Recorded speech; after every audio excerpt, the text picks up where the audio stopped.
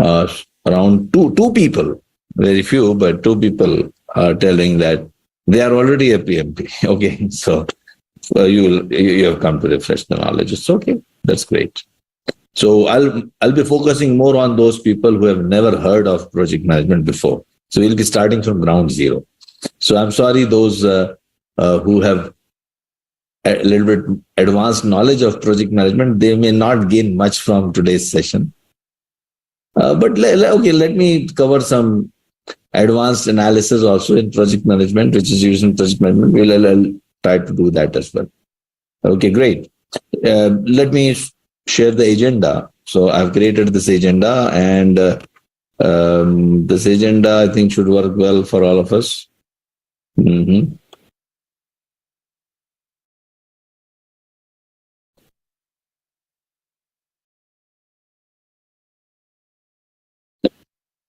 So towards the end, I'm going to give you the 3 tips.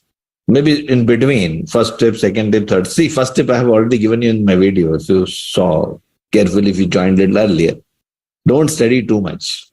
Study all the material which is given by us. That's it. Don't study too much, and you will pass the examination. Because PMP is very easy. Project management is very easy. It is not at all difficult. At least for our students, it is not at all difficult. Unnecessarily, people create a complexity about around project management, and then it confuses people. It is actually very easy. So we'll have a definition of project. We'll talk about some different processes here, like scope management, schedule management, cost management, and we'll introduce you to the agile as well. And towards the end, if there are certain questions, and if we have time, we'll also answer some questions, but not before we give you the 3 tips. So to introduce myself, I'm a chemical engineer, MBA finance. I used to work a lot, very hard earlier. When I was young, first 10 years, I really worked very hard in shifts, earning very little money. Then, by the way, I'm also an amateur poet.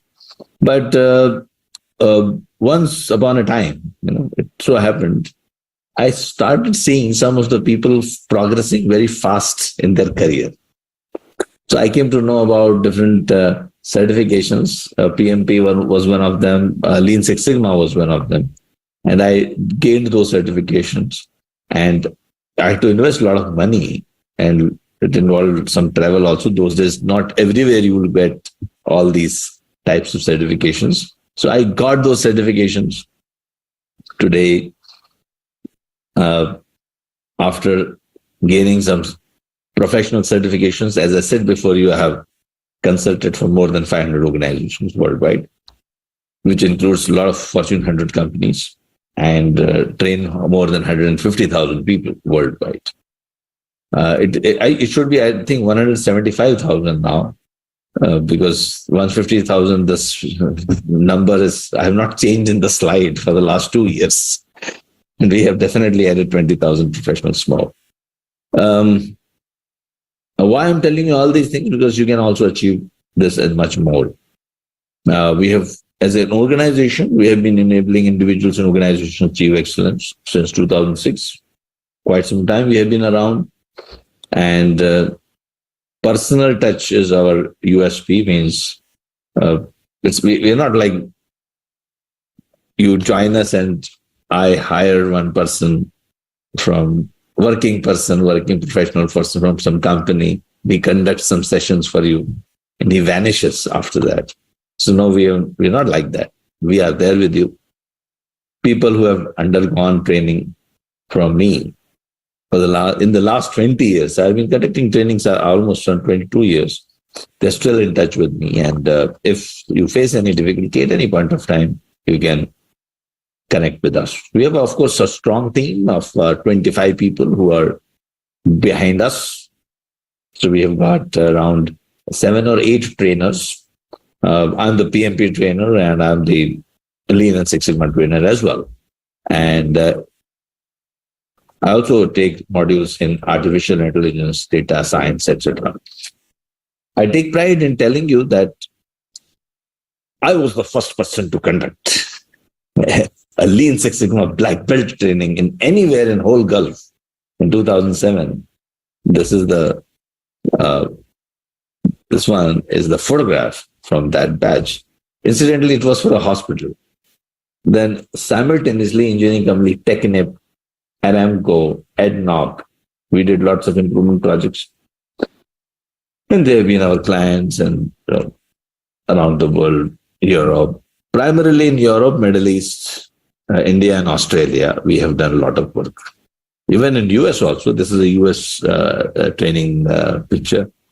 So just to prove that, you are in safe hands, you're talking to an expert who have been into project management for quite some time, won some awards, and I've got many videos to prove my credentials, but I'll not spend too much time. Of course, appear on some TV shows. I am Shekhar Suman, shows, and etc. I wish to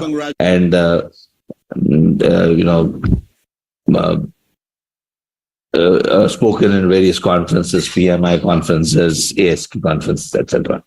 Okay, now, please answer this question. What will you see happening during project execution if there is no project manager? Now, first, let me tell you,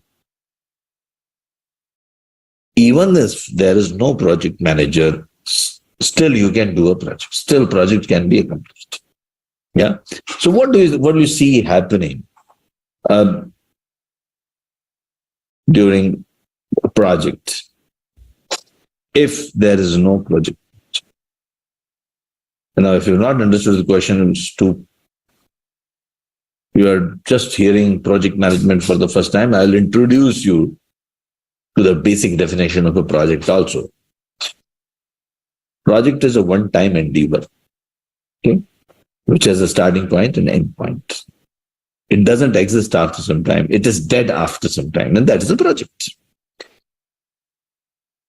So building a Taj Mahal was a project. Building pyramids was a project. Climbing the Mount Everest was a project. Yeah. Sending the man on the moon, Apollo mission was a project. Yeah. So what will you see? And give wrong answers, don't worry. I want to hear from you.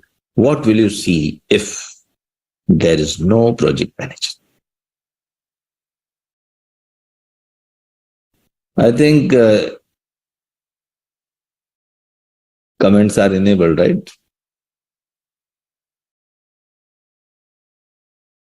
Okay, so किरण आज asking quality engineer PMP कर सकते हैं क्या? बिल्कुल कर सकते हैं sir, बिल्कुल कर सकते हैं. Yes, all people can do project management because everyone gets involved in projects.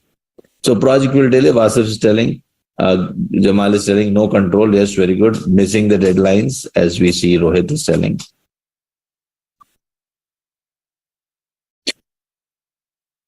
See, making a movie is a project, right? Now, it can happen that few actors come together, they join with a script writer, background music scorer, and maybe a cameraman, and they can still make a movie. Why not? They can make a movie without a director. They can still make a movie without a director, but you know what kind of movie it would be. So you got the answer. Project manager, like, project manager of the let's say expedition to the Mount Everest.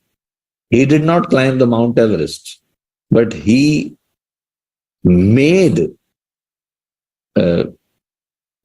Hillary and Tenzing Sherpa to climb he assisted, he managed the whole project, right? No one knows the name of the project manager of that expedition. No one knows the project manager's name of Apollo mission. Who's set the first foot on the moon? Everyone knows his name, but no one knows the project manager's name. So that's what happens. Project manager gets all the money, right? He doesn't get any name. Okay, I'm just joking. He gets a name also. So let us let us look at let us introduce you to the basic definition of a project.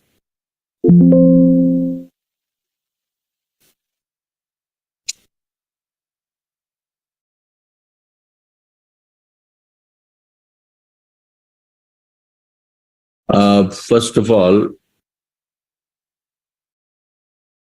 I hope my voice is clear. Yeah.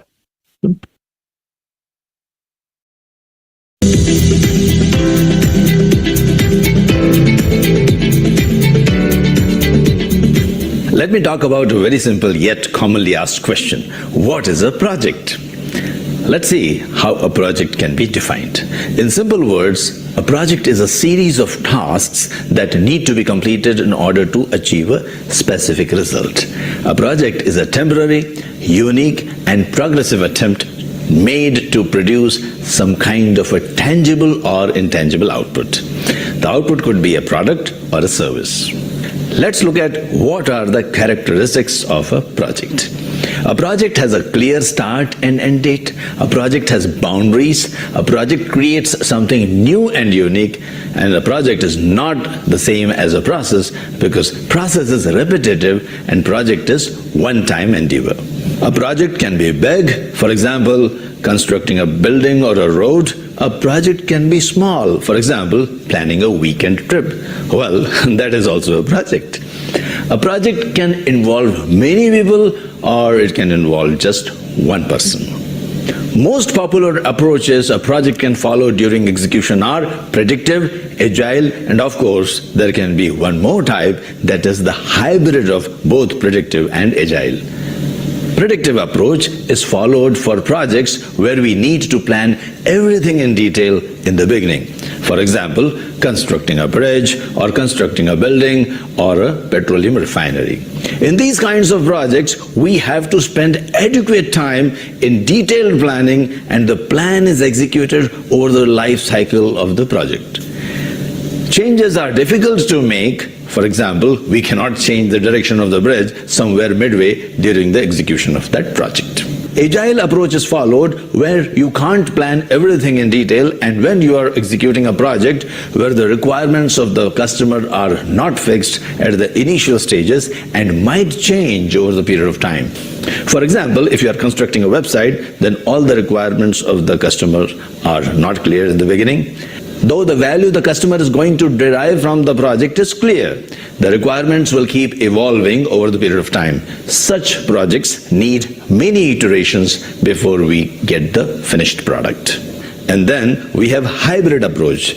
It is used in projects where a mix of both predictive and agile approaches are applied. This was a brief explanation of what a project is and what are the most popular approaches followed during project execution. For more information on project management, subscribe to my channel and get videos every week. Happy learning! Happy learning! Thanks for taking out time to watch this video. To learn about our other videos, link is in the description below. Subscribe to our YouTube channel and have a great day. For more information, you can write to us on inquiry@anexas.net.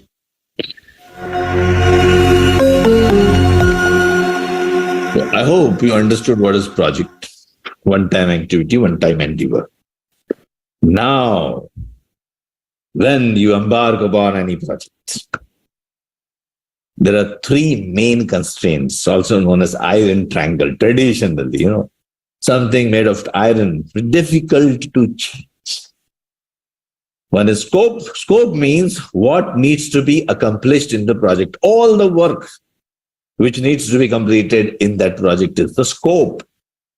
Then schedule, the time, schedule, right? Schedule means you should complete within a time period.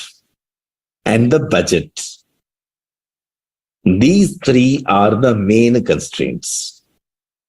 Scope, budget, and schedule. Apart from that, the best way to learn is to keep the things simple. Usually, as a PMP is a very tough job, or to say tough exam to crack. You must have heard. Of course, becoming a PMP is going to make your career, I think, much better than what it is today. It's a very prestigious certification issued by PMI. Those who are not aware of, I'm just telling you. And also, one of the requirements of getting a PMP certificate is that you should get a training from a PMI accredited institute. And we, of course, are a PMI accredited institute. In fact, for the last 10 years, we have been accredited, and we conduct the training as per the directions of PMI. So you get your PDUs, which are required. The 35 PDUs hours are required. The 35 hours of training is required before you can appear for the PMP examination. And we are authorized to give that PDUs to you. Now, we have been conducting the training program for quite some time. And earlier, now, if even before, I would say, when I was doing my MBA in 92 in Jamnalal Bajaj, that time, when we had a project management topic, one subject called project management. And this triangle used to be on the first page of the first chapters. But as I progressed in my career, and when I appeared for a PMP examination, 3 more constraints were added to that. And what were the 3 more constraints? One, apart from the time, cost, and scope, we also saw resources, risk, and quality. So you should complete all the work. The scope means all the work to be completed in the project within the time, within the particular budget, within the limited resources. Now, the resources, the people and the equipment which you will be allocated as you are awarded the project is not unlimited. It is limited. So you have to complete the project within these limited resources. Resources mean people and equipment. Not only that, you have to also foresee the risks. What are the possible risks which may be there, which are likely to happen, may not happen, but which are likely to happen. So be prepared for those risks. You should be able to foresee them, and you should have a response strategy towards that risk. So those risks. So this, along with maintaining the high quality of the product which is desired by your customer as an end result when the project is delivered to them, these are the 3 additional constraints. Now, you have to balance, you have to manage as a project manager. So I was telling that, for the last so many years, we have been conducting training programs, and our success rate is very high. One of the reasons is we keep the thing simple. And I can impress you with my lot of experience. I can start giving in that refinery when I was working. I worked with many refineries, oil refineries, then many engineering EPC companies have, construction companies have consulted, and a lot of hospitals have constructed, did lots and lots of projects, thousands of projects. I have got a good repository of projects with me. I can keep on telling my stories and keeping impressing you with all those stories, but the intention of our PMP training is not to impress you with my accomplishments. The intention is to make you a PMP. You should be able to pass the project management examination. And to pass the project management examinations, all the concepts should be understood with simple example. So what we do in our training program, we do 2 projects simultaneously. We imagine as if we are a project management, a project team, and we are doing the project. And what are these 2 projects? One is we are constructing a 5-star hotel, because everyone knows what is a 5-star hotel. At least you have seen one. If you have not stayed in one, at least you have seen one. You know the concept of a 5-star hotel. At least you must have taken lunch or dinner there. And another project is, because, now we have to learn 2 approaches. One is predictive approach and one is adaptive approach. Predictive approach is that project where we plan everything in detail, like constructing a bridge or constructing a road or like constructing a 5-star hotel. Everything needs to be planned in the beginning and we have to execute that plan. That becomes predictive approach. And another approach is adaptive. Adaptive means we don't know exactly what kind of things we'll be doing in the next 6 months, but we know what value we are going to bring into the customer. We know the value. Like, for example, constructing the website for this 5-star hotel. That could be an IT project. Now we know that that website will contain, some pages. It will have a login ID and password. It will be enabling the guests to log in, create a password, then select a hotel room, or select the dates, make a payment, and leave a feedback. And also, if they want to upload some photographs, they can upload their photographs. This is what is expected as a deliverable from this website project or constructing a website project. In case of a 5-star hotel, in the beginning, in the first 2 to 3 months, I can spend good time in planning, and I will know exactly how many rooms will be there, what will be the dimensions of the room, what will be the, in fact, height of the table and the chair, which will be furnishing the rooms with. We know each and every exact detail, great detail, what will be the length of the swimming pool, what will be the width of the swimming pool, what size tiles we'll be using the swimming pool, what color we'll be using, what will be the specification. Everything is very, very clear. We can plan in advance, but not in case of website construction. There we cannot plan. We know what the website will be capable of doing. So we know the value, and we start with the value, and then we build our work around it. And we are also adaptive. Adaptive in the sense we can keep listening to the customer. Customer will keep on adding their requirements as the project progresses, and we'll keep listening and we'll keep adding that. But in predictive approach, after the plan is formalized, we not make too many changes. And I can't. My customer will say, well, I did not like this room. Can you change the direction of the room? This door is not, this direction of the door I do not like. Can you make it here? You can't make too many changes. The 3rd floor, which I had designed this way, can it go on the 7th floor, and 7th floor can come on the 2nd floor? It's not possible in a predictive approach. But in our construction of website, yes, it is very much possible. But in all the cases, these constraints are there. See, these constraints are common, both adaptive and predictive approaches. The constraints are common. You have got time, you have scope, cost, risk, resources, and quality. I hope you are with me. And one more thing, don't forget one more thing. Customer satisfaction also has been added here. Customer satisfaction. So along with cost, time, scope, resources, risk, and quality, you have customer satisfaction. Customer also should be happy. Yeah. Earlier, maybe I think 7-8 years ago,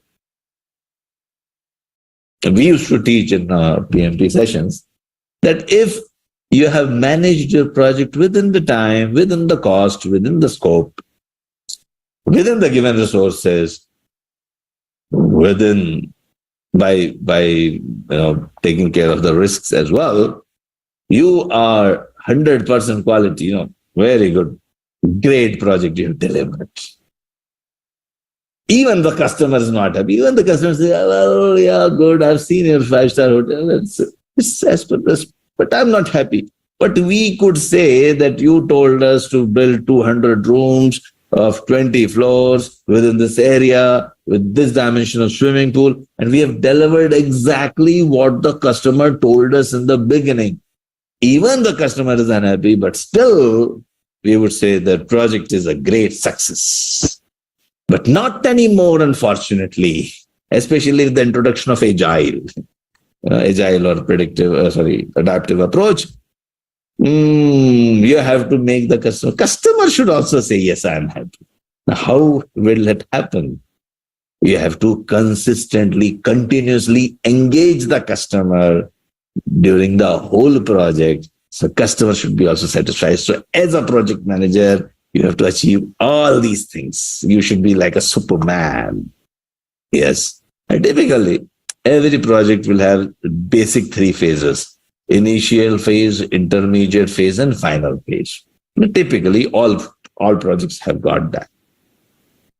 But the phases or the stages, they depend on the project. So a construction project may have phases like, government approval, designing, then planning, then maybe say designing, then laying the foundation, then constructing the building, the basic structure of the building, then furnishing, and maybe if our project also includes the recruitment of the employees of that 5-star hotel, even that could be the last phase, recruiting the manpower for the hotel to run, because maybe your project also includes that hotel should be functioning when you hand it over to the customer.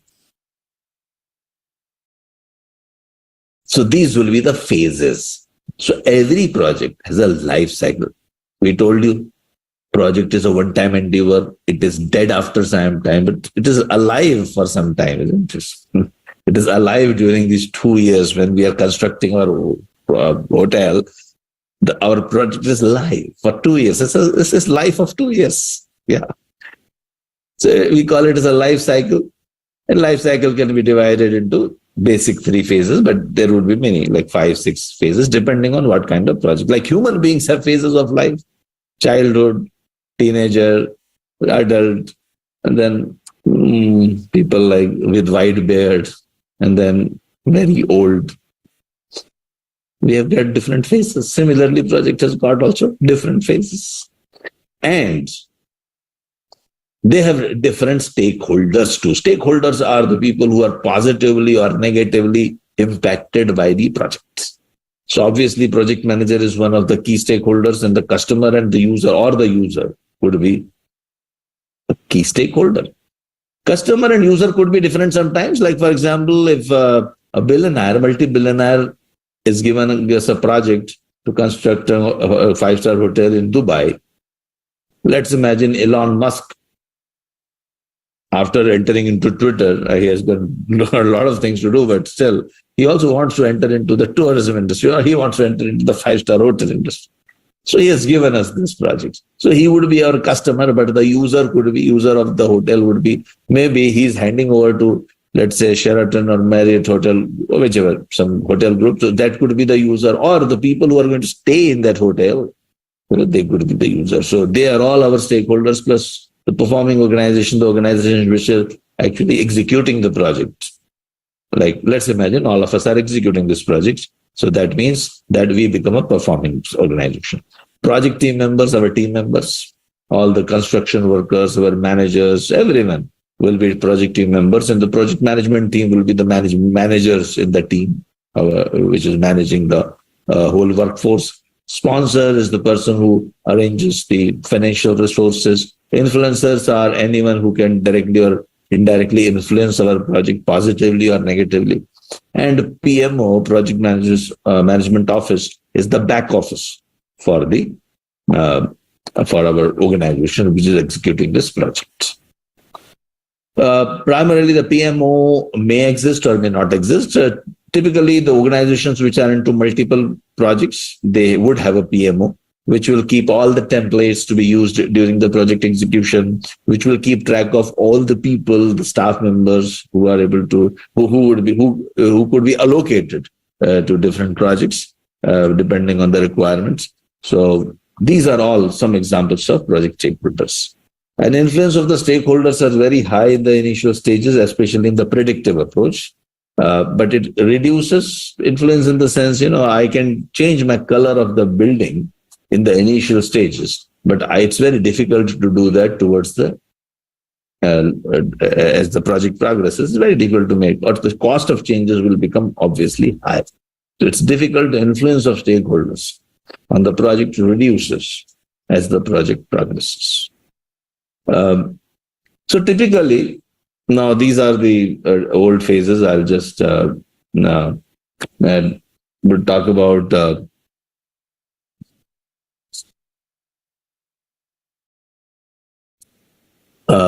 predictive approach first. Let me talk about predictive approach. There are 2 approaches. I hope you understood predictive and adaptive. Predictive means where I can plan everything in detail. And let me show you the different, the lessons which we learn. So today I'll be, very, very quickly taking you through some of the topics. Today's objective of the session is to give you an overview of project management and also tell you how a project is executed.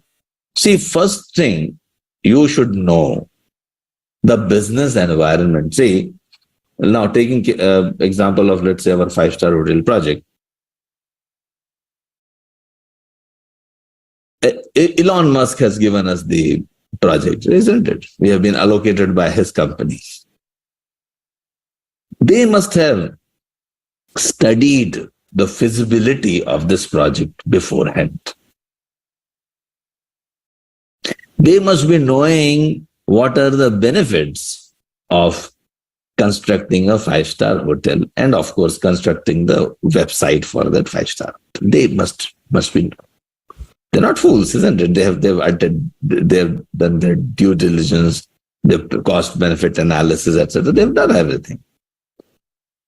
I should be aware of it. As a project manager, I should be aware of it. Why?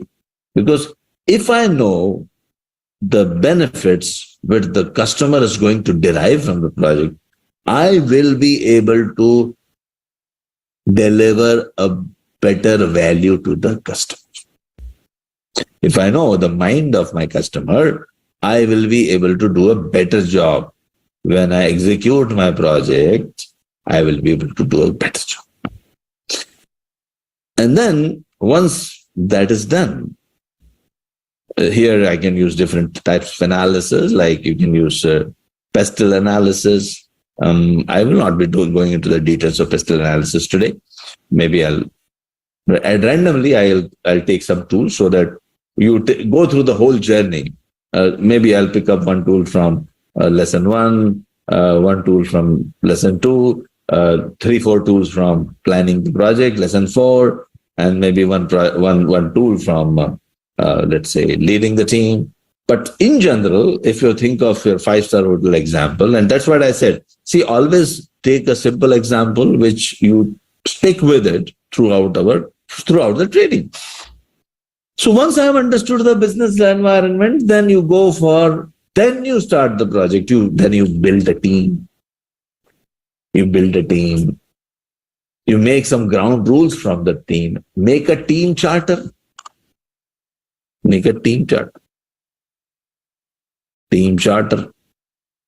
Team undergoes 5 stages: forming, storming, norming, performing, and adjourning. So whenever you are embarking on a project and when you are forming a team, when forming means A, B, C, D, E, F, Mr. A, B, C, D, E, F, you are in one team. But team doesn't start performing immediately. They don't start. Tuckman's ladder, we call it as Tuckman's ladder. Team doesn't start performing immediately. After forming comes storming. And there are storms in the minds of the people. Why am there in the team? How can I impact the project? How can I show the world who am I? Storm. A little bit of ego issues are there. There might be a little bit of conflicts. People are trying to understand their roles. They're confused sometimes. Clarity is a little less. Storming. Then comes norming. Clarity happens. People accept each other. And after that comes performing. Okay. So there are 5 stages: forming,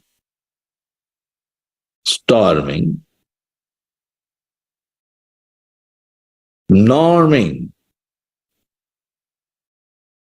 then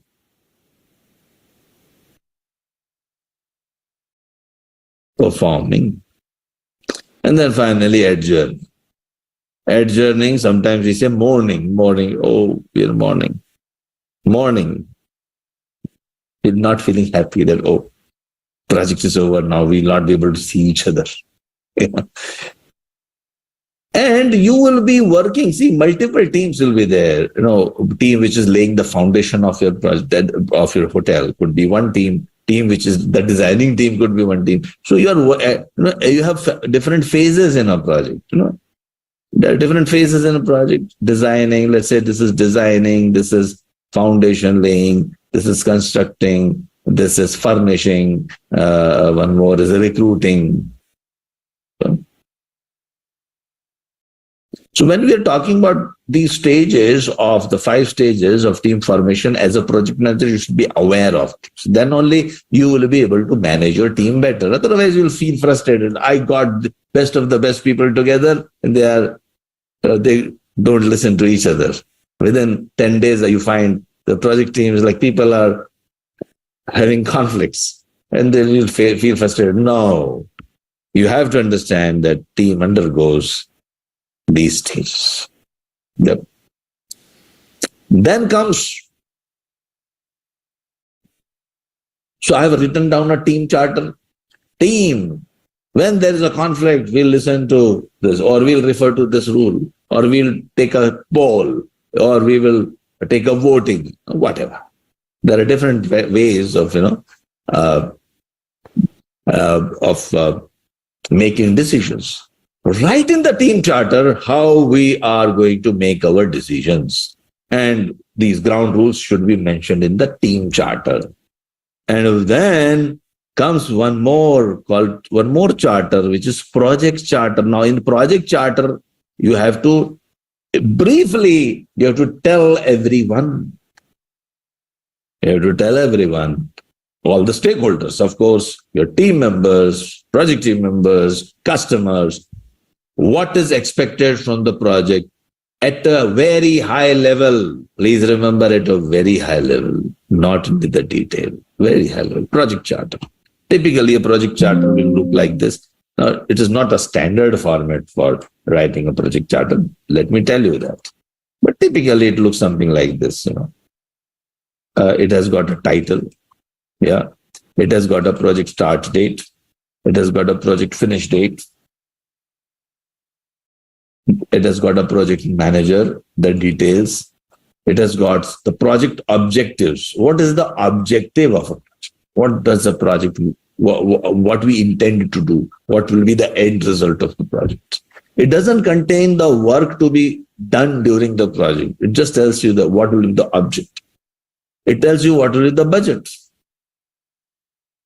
And what could be the approach, some suggested approaches. Or even also you can mention some of the stakeholders, who would be the key stakeholders of the project. So this is a typical format for a project charter. Any questions? Up to here you are with me?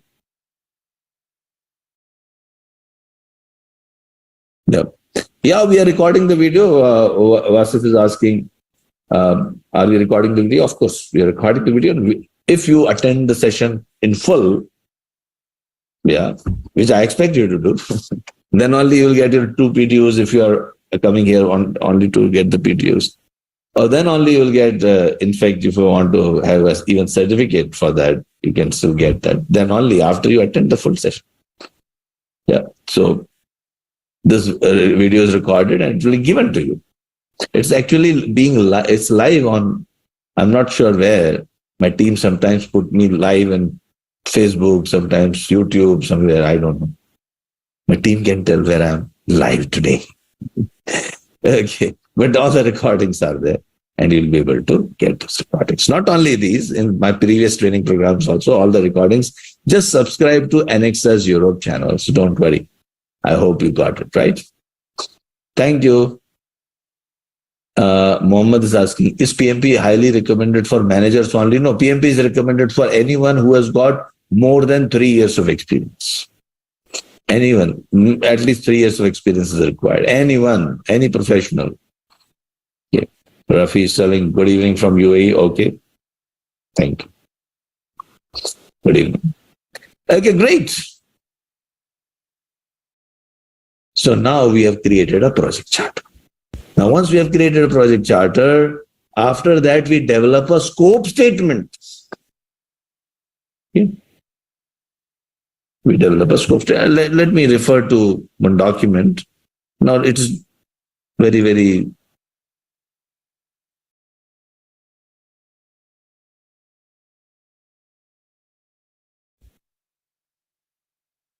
I'll request my team.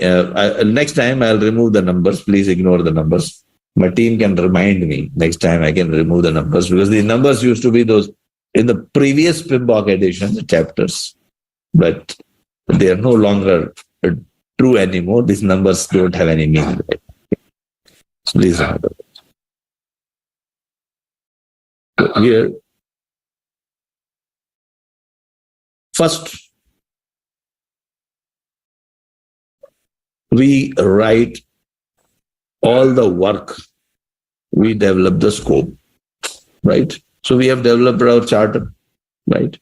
Then we collect all the requirements. We collect all the requirements. So first we have understood the environment. I'll write it down here. Business environment we have understood, right? Then after that, I have written a project charter and also a team charter as well. As a team, how we are going to work. And we have also identified the stakeholders. Identified the stakeholders. Who are our stakeholders? We should make a list of our stakeholders.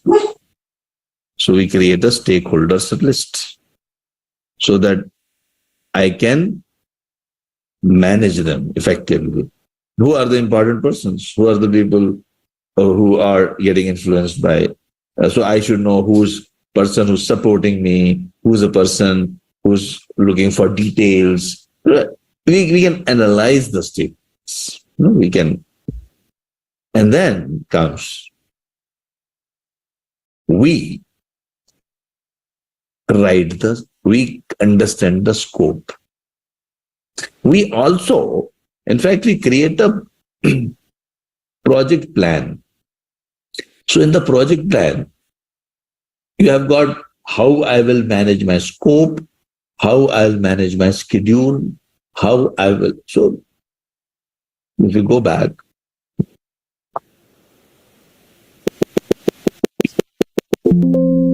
it tells you the project plan has those components. How I will manage my scope means how I'll collect my requirements, how I'll write down my requirements, how I'll estimate my budget, how I'm going to monitor, how I'm going to estimate my time, how I'm going to monitor the schedule, how I'm going to get the resources, recruit the people, how I'm going to, get the equipment, how I'm going to manage my risks, how I'm going to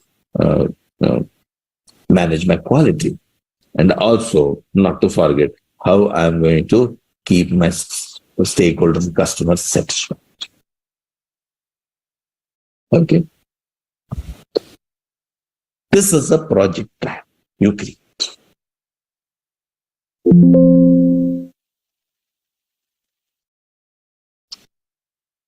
In the scope, when you are talking about scope, you will be collecting the requirements. Yeah. You will collect requirements. Collecting the requirements means what?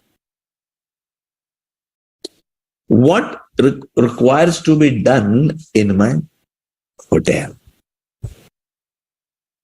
What is like, I need a swimming pool, I need a Italian restaurant, I need a nice reception with some Italian chandelier maybe. Yeah. All the requirements in detail needs to be captured. This you can do using your different techniques like Delphi technique. Delphi technique means there are 3-4 experts, maybe not sitting in Dubai only. They may be sitting in all the parts of the world, maybe New York, London, Tokyo, Melbourne. And we tell them that you are participating in a Delphi technique. We are collecting the requirements. I'm trying to construct a hotel, what are the requirements of a hotel? And these people will give their inputs, you compile all their inputs, then send it back to them saying that we are using a Delphi technique, you're part of the whole exercise. And then they will, once they see the compilation of other experts as well, then they will give their opinion. Again, you collate all their opinions, again send it back to everyone. So this to and fro happens 2-3 times. And you get a very, very good set of requirements for a 5-star hotel, which would be very much elaborate. You can also use lessons learned from the previous, if you have constructed similar hotels in the past, you can even look into the lessons learned repository of your previous projects. You can also look at benchmarking, look at how others have done it. You can go into journals, you can ask the experts, consultants. These are all different requirements. Collect requirements. Then comes, once you have collected the requirements,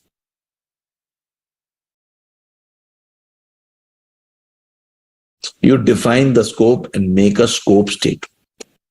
You make a scope statement.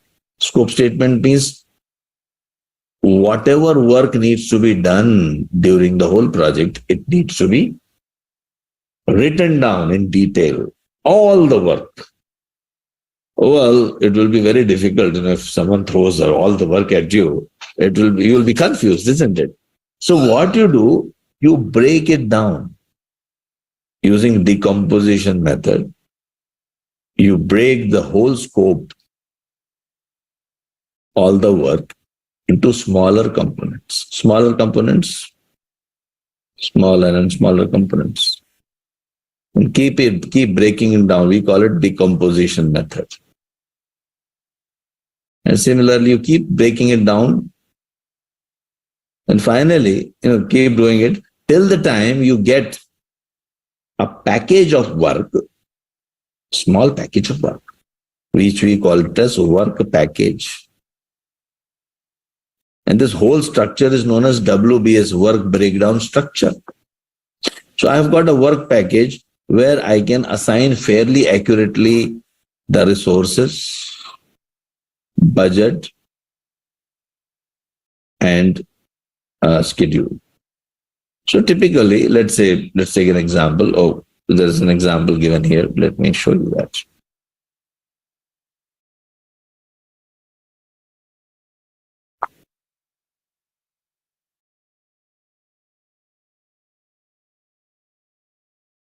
So a scope statement might look something like that. It's not an elaborate scope statement, by the way.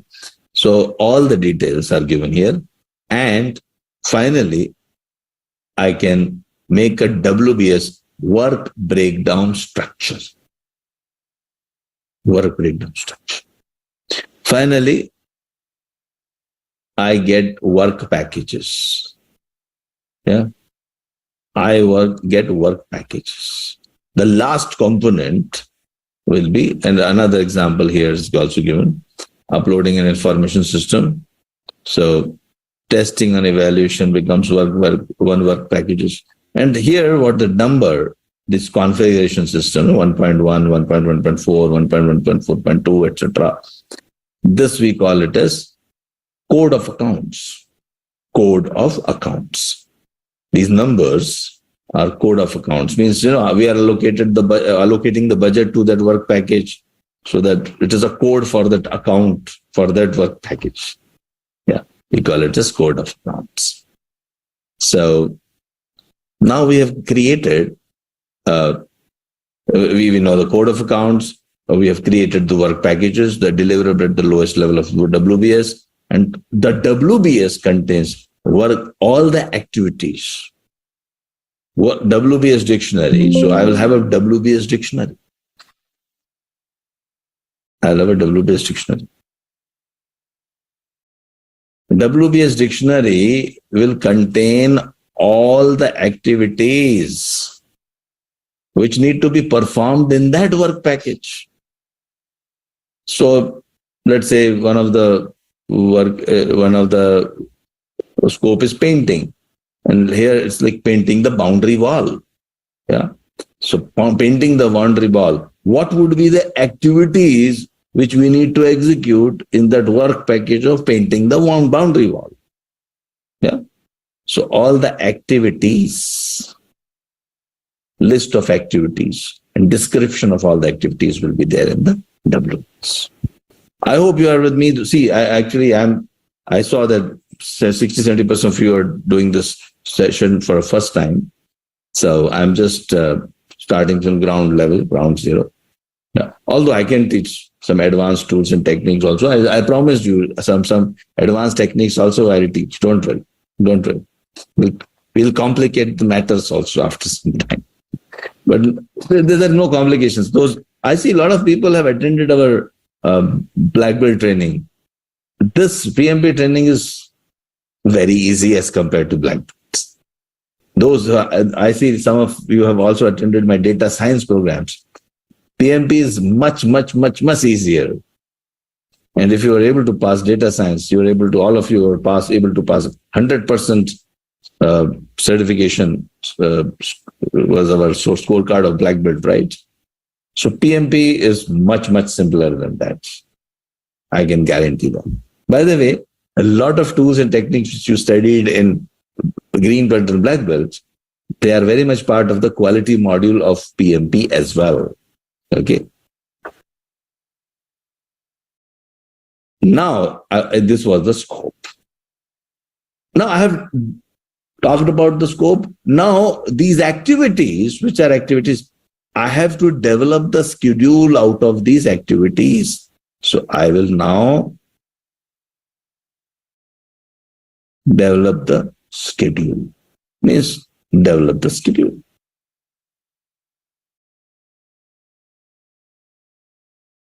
To develop the schedule, I'll have to estimate the activity duration, isn't it? Estimate activity duration. How much each activity will take. I hope you are able to visualize. Now we are in this work package. In the work package, there are multiple activities. 1, 2, 3, 4, 5. Okay. And now I have to estimate how much, like if I'm talking about painting the wall. So first is like, I'll get the paint. Then I will start painting. Maybe I'll give instruction to the team members. And then I'll start painting the first wall, then the second wall, and third wall, and so on and so forth. So all the activities which are required to be executed in that work package are listed. And you fairly accurately know what will be the cost of that whole activities, or list of activities, so work package. Then I can also develop a schedule in the sense using a network diagram, like first activity to be started, the second 2 activities can be done in parallel. These 2 activities like this, after this, and something like this. Yeah. The sequence of the activities I can develop. And I'm talking about now one work package. Imagine multiple work packages. Now, how can you handle all these things? Earlier, 25 years ago, when we learned project management, and I was part of, I'm proud to tell you, in 1995, I was given the job of commissioning the polyethylene telephthalate plant of Indorama. I was not given the job, means I was a team member. I was young. I had a lot of hairs on my head and I was young. 90 to 95, I was part of the project team of Bharat Petroleum and then Oswal Petrochemicals. The projects which I completed during those tenures was one is ethylene column erection and commissioning. Then in 1995, polyethylene terephthalate plant of Indorama Ventures. In fact, Indorama Ventures is the biggest manufacturer of polyethylene terephthalate in the world. And I'm so happy to be part of that first project. And incidentally, that was in Thailand, I remember, in Lopburi, near Lopburi. I could see all these things happening. In those days, we had to have blueprint. So we would create those activities, network diagram, and the whole blueprint will run into like, maybe I exaggerating, but kilometers, All confusion Nowadays, you have got all project management softwares, so you can handle all these things very easily. Now we have developed the schedule. Now I also have to estimate my budget, isn't it? We have to estimate the budget also.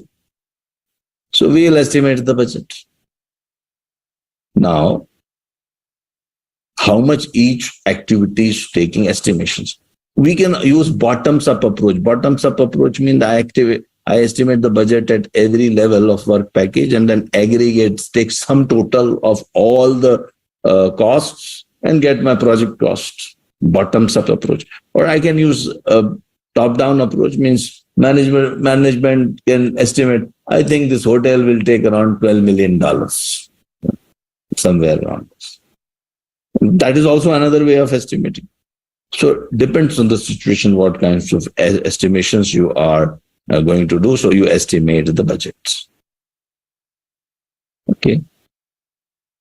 Then also, you will learn, I don't know whether, I think we will have time. I will teach you one advanced technique here, earned value analysis. Using earned value analysis, I will first plan how I will be reporting my project progress in terms of schedule as well as budget. Okay. So maybe I'll take an example of maybe a network diagram and maybe earned value analysis, in detail. In a short while, I will talk about it. Should I talk about it right away or should I give you the bigger picture first? Your choice. Or I can take an exercise on network diagram right now and then earned value analysis also right now. And then we can proceed. What is your choice? Anyway, we are going to learn everything.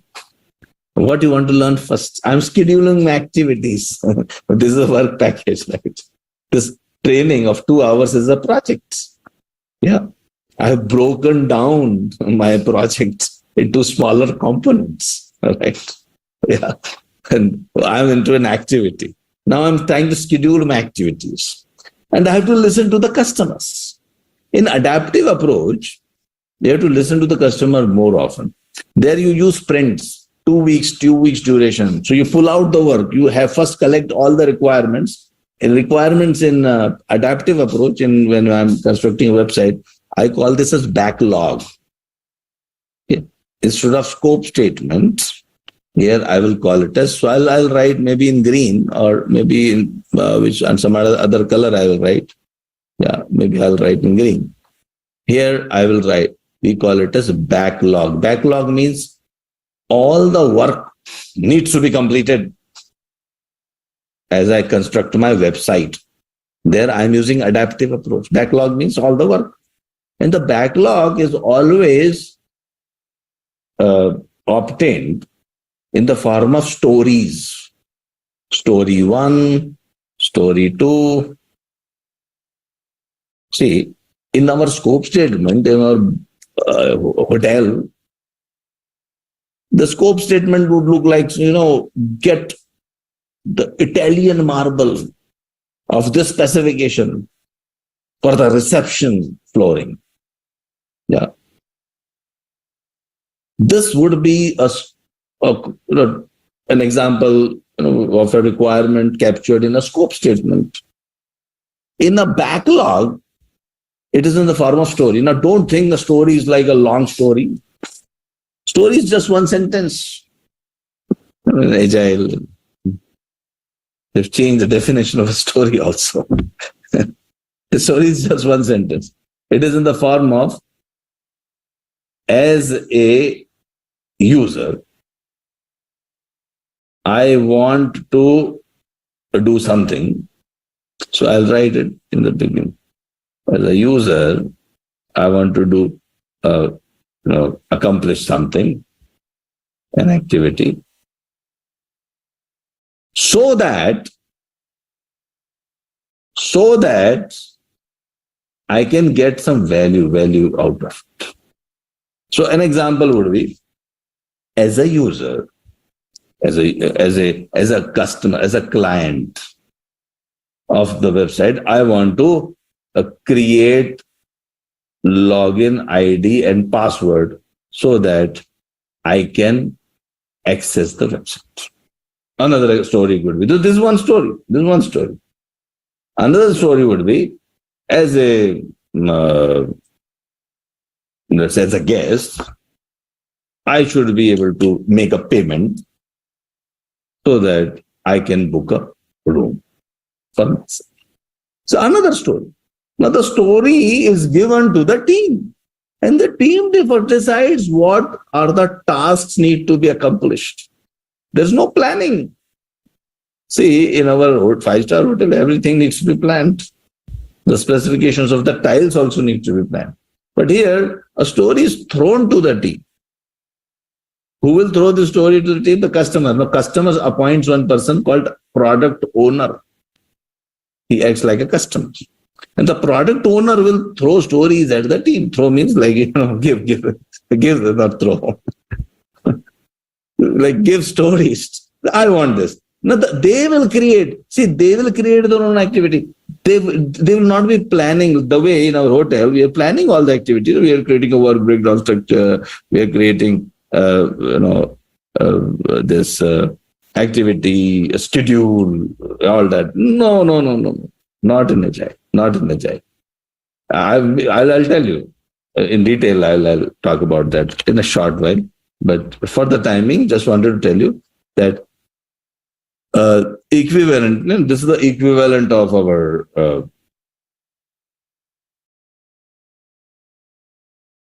the adaptive approach. See, adaptive approach also similar things you are doing, but in a different way. Okay. But let me first continue with our hotel, first five-star hotel project, right? So you'll do an earned value analysis, and this is applicable to both, agile as well as agile, adaptive as well as predictive, both type of approaches. So Vigneshwaran said we'll do an activity. Activity means we'll solve a problem. Okay, let us do that. No issues. So let us talk about how to do a network diagram very quickly.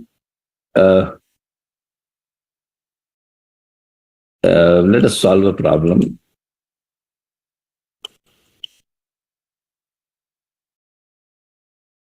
Okay, before that, let me also talk a little bit more about how I'll be managing, how I'll be planning my schedule. So while you are planning your schedule, the activities, you can make a network diagram like this.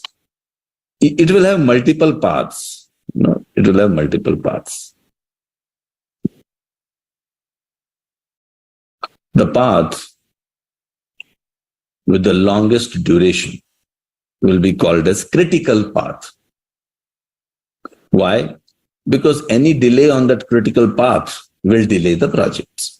But the delay on the other path, which is not a critical path, will not delay the project. It will always have a buffer, which we call it slack or float. Slack or float. These are the words. Generally, float is more popular, which is the buffer. So can you tell me which is the critical path here? There are three paths here, right? Start, A, B, C, and finish. Start, D, E, and finish. And start, F, and finish. Which one is the longest duration?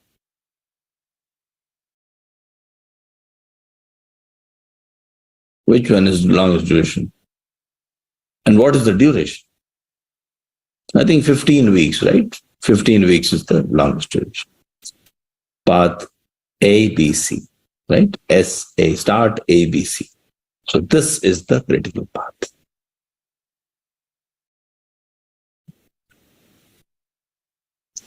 You can also use milestone charts, especially the senior management is more interested in this milestone charts. Let me this is a Gantt chart. This is an example of a Gantt chart. If you use project management softwares nowadays, you can list down all your tasks here, your activities or tasks here. So you have work package, and these are the activities or tasks. Activities or tasks, almost same thing. Work package 2, these are the tasks. And then we make bar charts representing the duration, and the sequence of those bar charts will also tell you what activity needs to be performed first and what activity needs to be performed. So we can use that. So let us try to solve a problem, and if you're fine, I can play this in another program. Also, I had, because you are asking for an activity, another program also had done this activity. If I can play that video, just give me 1 minute. Let me see. Actually, it's not there in my laptop, but I can pull out from our channel, YouTube channel, right? You want which way? In one example, I have done a very seriously, I've taught, and in one example, I've taught in a funny way. Which one you want?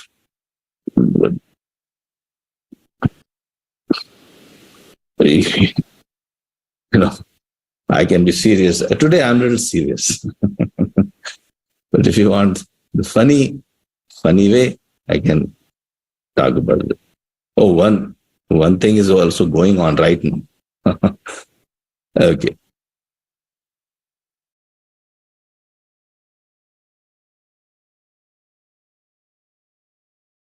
So people are telling, let me take a vote. We are making in the projects, the team has to decide. Fun. Rashmi is telling fun. Okay. Okay. So let me talk about that. Okay. They come from various city. They would like to. Okay. Let me. Yeah. Okay. Yeah. In the exam for sure. You can keep on attending our sessions again till the time you pass the exam. We ensure that you pass the exam. How come you can fail? Okay, let us solve a problem. So here, let us do an exercise. So I have just, you're a project manager, and activity A, let's say approval of it. Let's say I'll take our whole 5-star hotel project, like approval is activity A, first activity. And it can start immediately, approval from the government authorities. Then comes design. Design can happen after the approval, because once we have got the approval, then only we'll start designing. We don't want to waste our time and money. What happens? It may happen that we are the hotel project doesn't get approved by the government. So we'll start design only after finishing approval. Construction can happen simultaneously. No, after the design. Sorry, yes. So after design comes construction. So construction can start after design is completed, okay? And then recruitment, because we have to, commission the whole hotel project. We have to commission it, as a running, ready to operate hotel. Mr. Imran should be happy. Shubhadeep should be happy. He wants a ready to run, ready to mint money. Shubhadeep, Bill and I, they don't tolerate inefficiencies. Yes. Raj, beware. You are the project manager. Okay. So here, so recruitment can start simultaneously while you are designing and so these are the activities. So let me take you through our, let's see. Let us go to the whiteboard. Okay. So this is again a tip when you are constructing a diagram. Usually write start and finish. Yeah. The first activity was, I think, approval. I'll just write as activity A. It is taking, I think, three months. The next activity was, and simultaneously we can do two things. We can start recruiting the people also, plus we can also, I think it was design. Yes, so design is activity B. And activity C was recruitment. And after designing, we can construct. So that is activity D. And after this, we can, here is the commissioning. This is E. Commissioning means staff is recruited and we started functioning. And finish, we'll hand it over to Mr. Imran and Shuadeep in a nice ceremony held in the same 5-star hotel. And then you'll relate to the story. 2 years back, this hotel was a playground, and then it was a dream, and then all stories, emotional stories. Lessons learned, that will become, while you're completing the project, you'll put your lessons learned with the PMO. Okay, so you're finishing, and then I forgot the duration, so let me see that. So A is 3 months, and B is 3, 6, and D is 8. So 3, 6, and 8, and 4. Okay, so let us put that. Okay, so this is 3, 6, and 8, and 4. So some of you are already expert, I could see, but those who are not, I will tell them there are 2 paths, S, A, B, D, and E, and finish, right? So which is taking how much time? 6 plus 14, 18 months. And the other path is how much? Start and A and C and E and finish. So it is taking how much time? 9 plus 4, 13, okay. 13 months. So obviously the critical path is, and whenever we get a critical path, normally you can highlight that this is the critical path. Yeah, the critical path. Then for each of those activities, we will create early start and early finish time. So every box, this is the box. This we say early start, early finish. Earliest I can finish, early start, early finish. Latest start and latest finish. Okay, so early start. I can start this activity A at 0, 1, like right in the beginning, and it will finish by 3. Here, early start, I can start because 3, so I can start at 3. It takes 3 months. So 3 plus 3, 6 months, I can finish, early finish. And earliest I can start this at 6, right? 6. And earliest I can finish by 6 plus 8 is how much it is? 14, okay. And then here I can, okay, before I move, let me finish this as well. So C I can start earliest at 3. And earliest I can finish, because 6 months it takes, so I can finish in 9 months. Okay. Now E. When can I start? Earliest when can I start? Can you tell me? Earliest when can I start? Activity E. So many of you are saying, some are saying 9, some are saying 14. So those who are saying 9, I'd like to tell you them, you cannot start E unless you finish both D and C. Both D and C, right? Both D and C. So you cannot start at 9. You have to start at 14. And earliest finish can be 18. Okay, we call it as forward pass. So when I'm looking at this, and when I'm looking at early start, early finish filling, I say forward pass. Forward pass means I move from left to right, from here to here, right? Now let us do backward pass. Backward pass, I will fill these things. Late start, late finish. Okay? So late finish, so you start from E then. 18 here, and this can be 14. Okay, very good. Now, late finish for activity D is 14 only. Late finish for activity C. Tell me, late finish for activity C, how much? Late finish for activity C.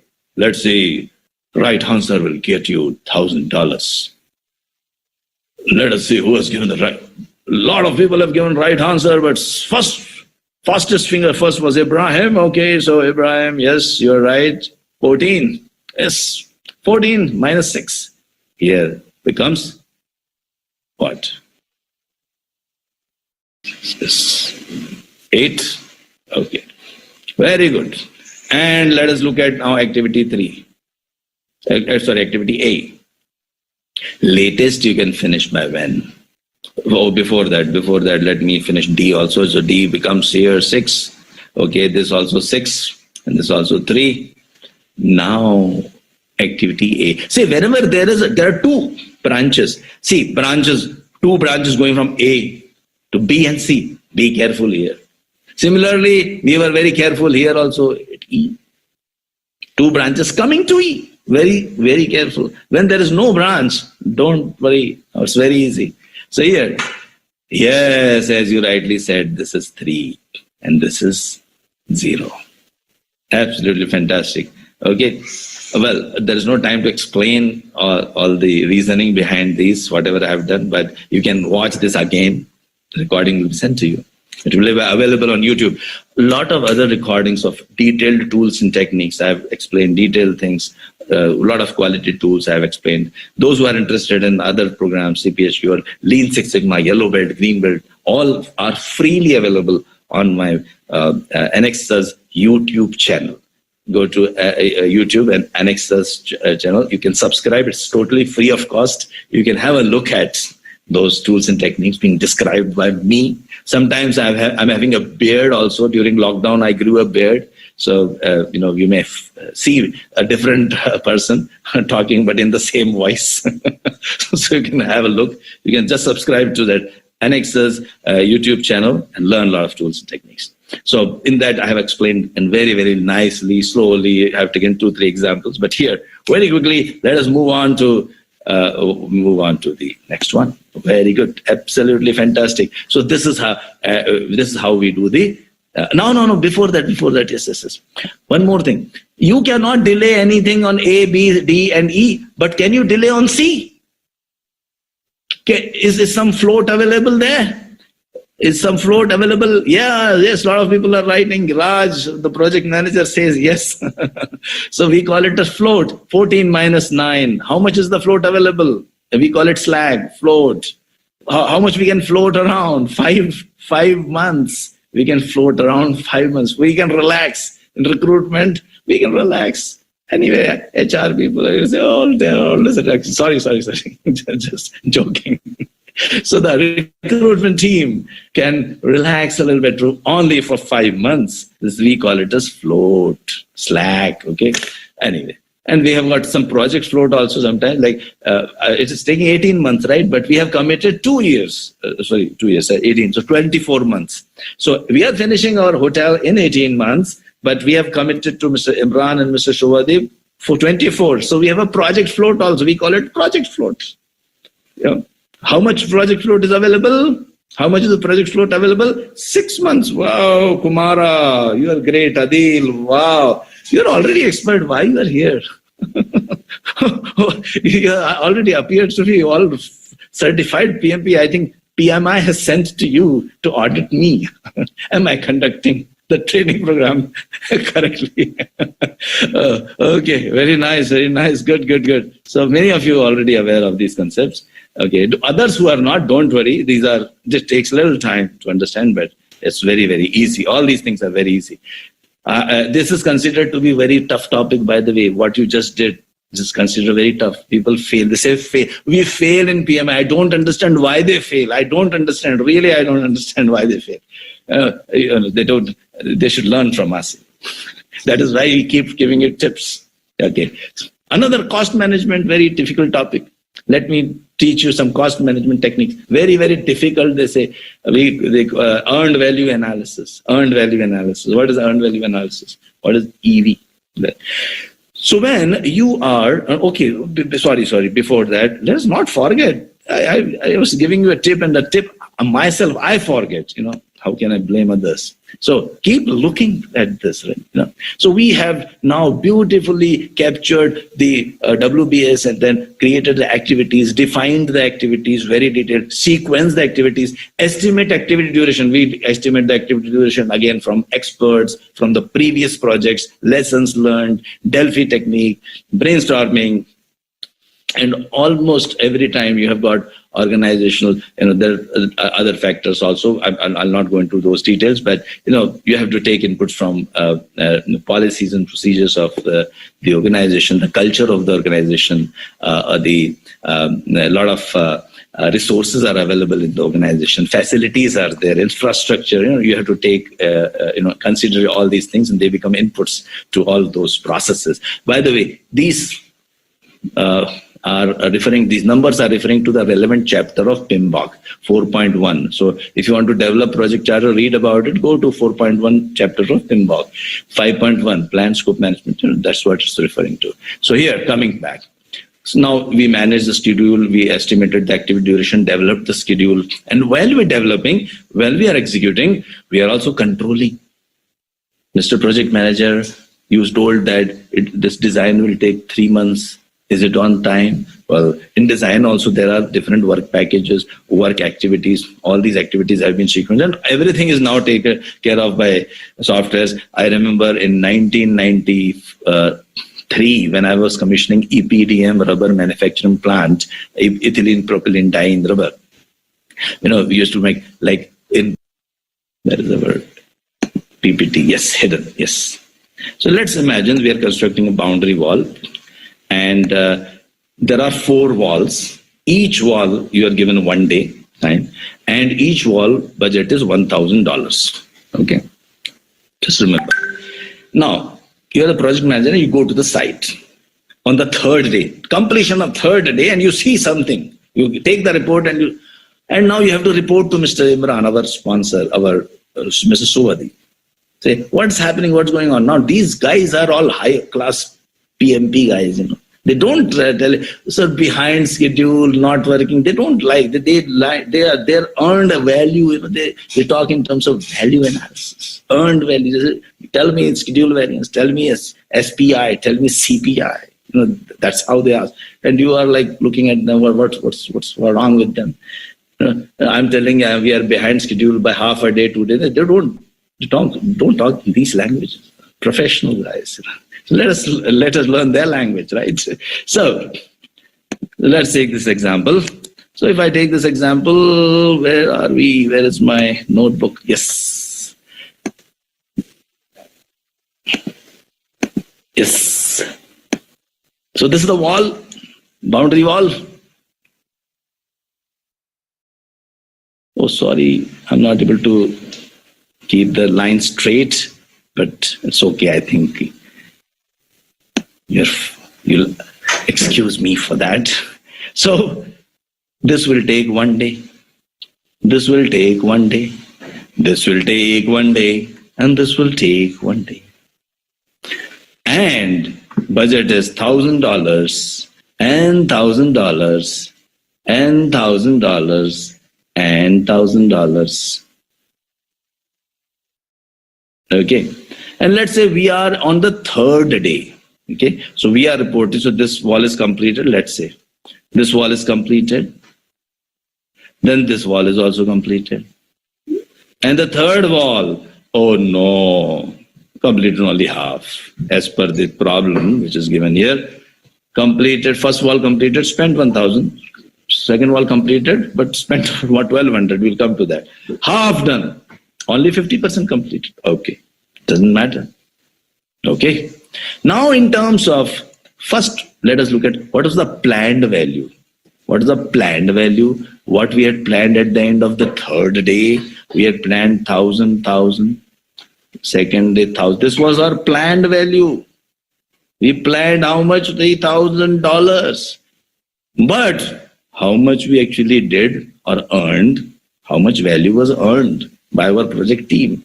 1,000 they earned, yes. Mr. Imran will pay you then 1,000. You completed one. This also, I will pay you 1,000. Well, oh, Mr. Imran and Mr. Subhadi are not going to pay you 1,000. They are going to pay you only 500. Earned value for your project team is only 2,500 at the end of 3rd day. So, as a project manager, Raj will call Mr. Imran. Sir, now, let me tell you, you are behind schedule or on schedule in this case? Obviously, you are There is a schedule variance. Yes. How much? You are supposed to do 3,000, but you did 2,500. So you're behind schedule by $500 worth work. We call it as schedule variance. Okay? Schedule variance. And schedule performance index. Well, how are you performing in terms of schedule? SPI, schedule performance index is you are completing only 2,500 instead of 3,000, which is approximately, let me tell you how much it is. Everything is solved, Don't have to worry too much. Where is it? 2,000 divided by 2,000 divided by 0.833. 0.833. 0.833. Okay. We are looking at 0.833. You are not at 100% schedule, only 83%. That is what Mr. Raj will report. My performance in terms of time is 83%. Okay. And if you continue to operate in this way, will you complete in 4 days? No. No way. Divide that by 0.833 and you will get, it will be more than 4, whatever it is. The number I'm not going to calculate, but that will be your estimated duration now. Because you are at 83% performance in terms of schedule. So sorry to say that. You're never in time. Project managers, you're never in time. Okay, it doesn't matter. It happens. Everyone, no one is on time. Don't worry. Now coming to the cost. How well are you managing the cost? So we'll actual cost $1,000 where second day you spent $1,200. Oh no, not good. Third day you should have spent 500 only because 500 worth was completed, but you spent 600 as per the how much? $600. Yes, and 50% complete. So 600, half done. Yes. Then you are at how much is the actual cost? 2,800. You accomplished only 2,500 worth of work and you spent 2,800. Definitely your cost. You are not really doing good job, my dear friend. Mr. Raj really need to improve. Okay. Okay. So here, how much? It is 2,500 minus 2,800. How much is it? Minus 300 over budget. And cost performance index in terms of efficiency. How much is the index? 2,500 divided by 2,800. Oh, whatever it is, okay, 0.893. 0.893. 89% you're operating.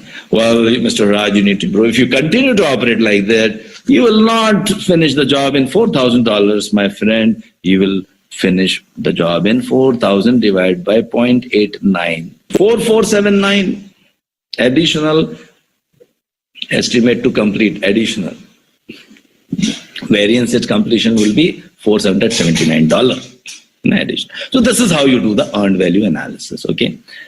By the way, this is considered a very difficult topic, but we have seen that it's not that difficult. No. Life is easy. Don't fail in PMI. That's the worst thing to happen. How can you fail, my dear friend? How can you fail? No way, can't fail. Okay, then comes the... Because I just played for you that to problem solving. Now let me talk a little bit of agile. So some of you who are from IT, they might be aware of the basics of agile, but many of you who are not from IT, they may be totally unaware of agile. So let me talk about what is agile. Yeah. Would you like to? Yeah, there are two options now. We have got around 20 minutes left. So you would like me to talk about agile, or you'd like to give me an introduction? We will continue the predictive approach And agile maybe some other time, your choice. Let me ask you.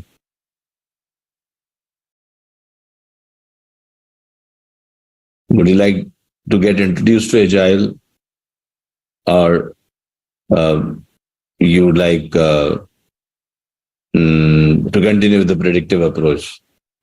Oh, continue with the predictive. Many of you are telling continue. First, agile needs good time. No. Agile doesn't need good. Okay, what I will do, I'll do to get introduced to agile. I will give you a video. You watch that video. In half an hour, you'll get full everything about agile. You will, I can't say you'll master agile, but you will get like 50% knowledge of agile. Okay. Okay, so that I will do. Right? So in that case, let us continue the predictive approach. Let's continue with our 5-star hotel. And our project, there one more project going on, right? Website. So, so agile, that video, Naveen, if you can just put that agile video, introduction to agile, I think we have put it in our YouTube. I think so, right? Yes. Yeah. So let's put it there. So introduction to agile, you can watch it. You can watch it. But let me continue with our. Now, what was the next one? The next one was.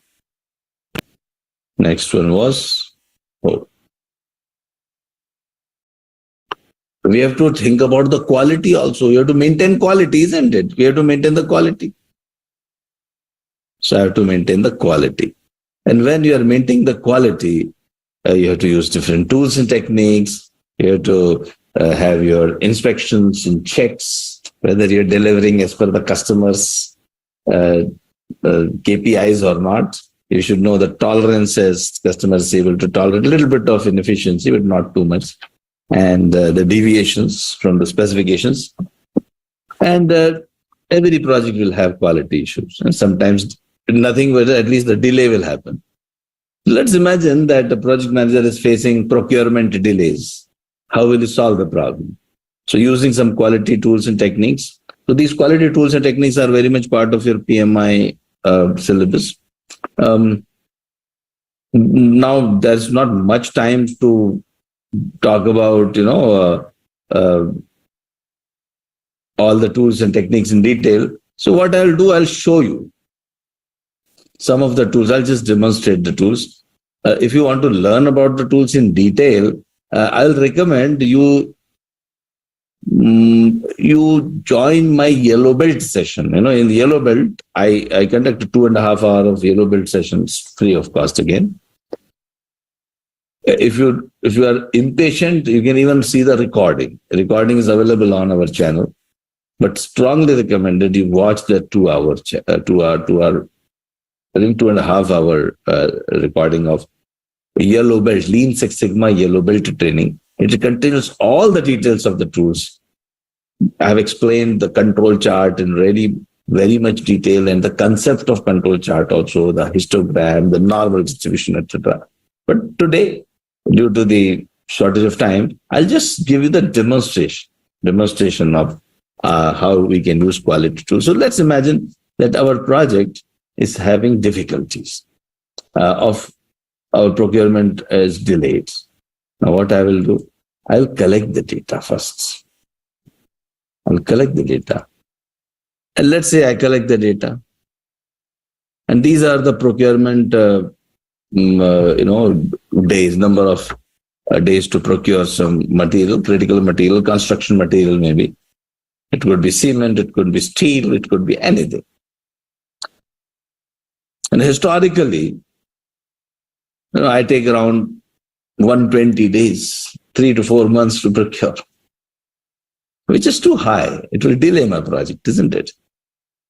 So one of the tools to analyze the data is histogram. Histogram means, now I'm just using a tool here to explain because shortage of time, I can't keep on explaining each and everything. But if you just make a histogram of your cycle time, it will tell you that on an average is 124, and the standard deviation of your procurement time is somewhere around 2.85.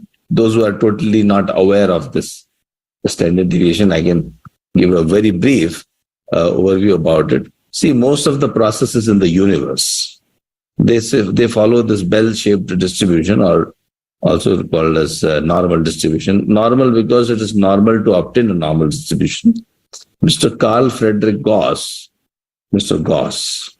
he found this in 17th or 18th century, that all the repetitive processes, they follow normal distribution. And he also found one interesting thing, that if you collect just 30 samples from any population, any process, just collect 30 samples. If you get an average, and you'll always get an average and the standard deviation, the way we got here, 120 is the average and standard deviation, I forgot how much it is, but let's imagine 10 it is, yeah. So he said that within plus minus 3 times the standard deviation, would lie 99% of the total population. So, for example, if I take an example of procurements done in my project previously, the way my team has been operating for the last few months or few years, my average is 120 and standard deviation is 10. So I can predict that my overall, all the projects, the way I operate in my projects, in my organization is, this is one time standard deviation will become 120 plus 10. This is 130. And this will become 140 and this will become 145. I hope this is correct. Yeah. And this will become 110. This will become 100 and this will become 90. Yeah. So I can predict, and we call this as a control chart. Lower control limit means here, of my procurement process is 90 days, and upper control limit of my procurement process is 145 days.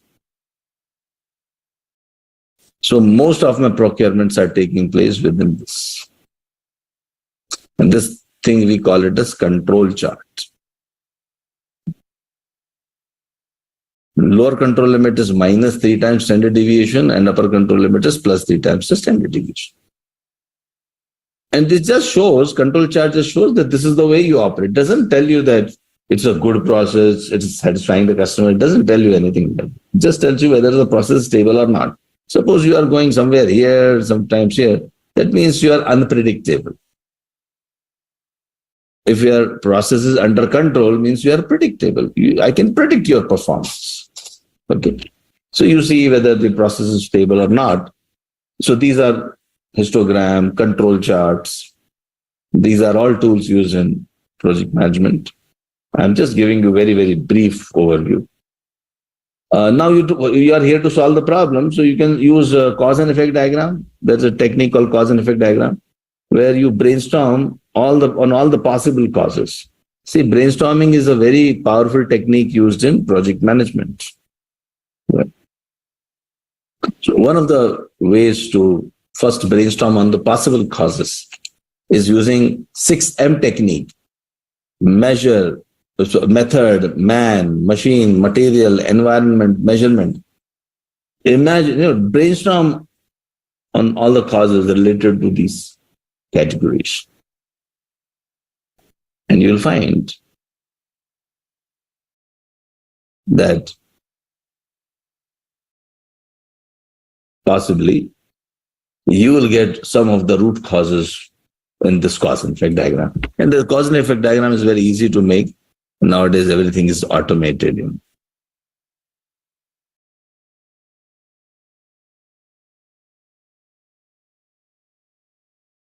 So this is a cause and effect diagram. We can make it manually also. But these are all the possible causes. But not everything will be impacting. So one gentleman called Wilfredo Pareto, who was an Italian economist, who found that 80% of the wealth in Italy was with 20% of the people. 80% of the money was with 20% of the people. 80-20 rule he called. Then he realized this is true everywhere. And Joseph Juran, he applied this to quality, and he said 80% of our problems, whatever problems we are trying to solve, is due to 20% of the causes. So we have listed, let's say here, 20 causes. 20% of 20 is 4. So only 4 causes will be responsible. Which are those 4 causes? We collect the data. So here we collected the data, how many times every cause is occurring. And you can do a Pareto chart. Pareto chart will quickly list down. It will count how many times each reason is occurring. So delivery delay, vendor selection delay, lack of clarity of specifications, and approval delay. These are the 3-4 topmost causes, which are occurring most of the time. They are contributing to 80% of your problems. Yeah. This is the cumulative line, means first cause plus second cause is, the numbers are also given here. 12 is the count, and percentage wise 27% of total causes. First 2 together is 27 plus 22 is 49. And so on and so forth. Why it is 145? 3 sigma is 150. Some people are asking questions. Okay. Oh, I did not see that. Okay, let me see why it is 145. It is plus 3 times standard deviation. Well, how much is the standard deviation? Average is how much? 120. Oh, sorry, 150. Oh, it is 150. You are right. Oh, you're so sorry. Oh, I was just checking whether you're sleeping or not. Okay, thank you. It is 150. 150. Absolutely right. Well, I'm sleeping. Okay, that was a test. You're right. It is 150. Absolutely right. Thanks for that. Who was the person who told? Shobita. Oh, you are awake. Great. Just now, see, during the day, I conducted a session where actually the standard deviation I had taken was 5. So I just, extrapolated that here. So you're right. So this is 150. So this will upper control limit is 150. So this is how your process is behaving, basically. And process is under control means this is the way our processes, this is our way our procurement processes. And the whole objective of our improvement is to,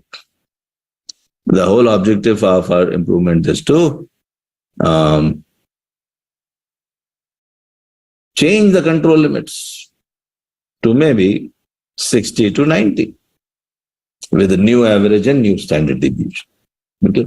So this is how you would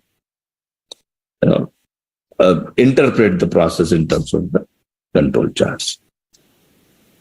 So I just showed you some of the tools which you can use to improve your quality in your project. And that's how, the overview of the project management.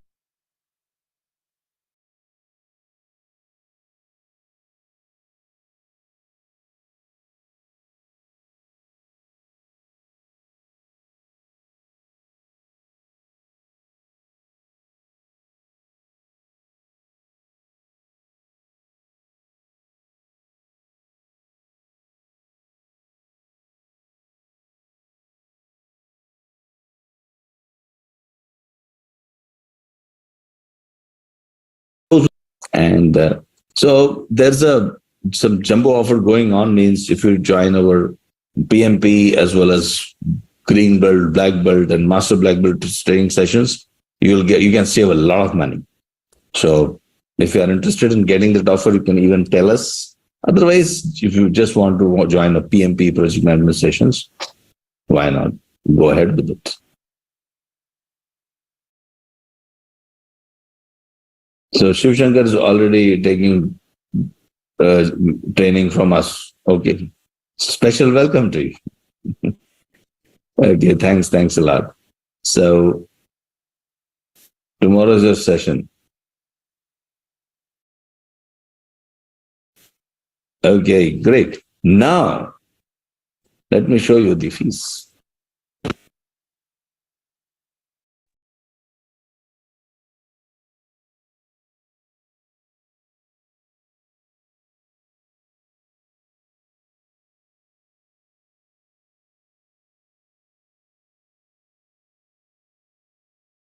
So some of the things um, you are getting it from accredited training company.